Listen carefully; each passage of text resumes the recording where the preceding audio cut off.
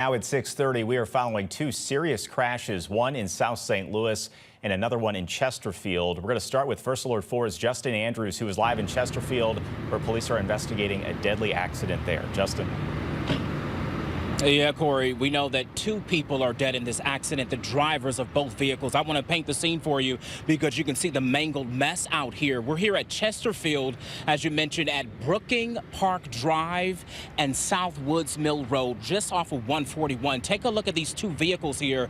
It's bad. It's a really bad crash. When we arrived on the scene, we actually saw the medical examiner here sadly wheeling away a body. Right now, Chesterfield police telling us they don't really know what led up to this crash. We do know that accident reconstructionists will be on scene if they're not already, just trying to figure out what led up to this nasty crash. But again, tonight we can tell you that obviously two people are dead in this crash. We don't know if there were any other injuries when it comes to other passengers in the cars. But again, we know a mother, a father, or a sister, or brother, someone sadly lost their lives in this. I'll send it back over to you. Yeah, certainly sad news there in Chesterfield. Justin, thank you for that update. We're also tracking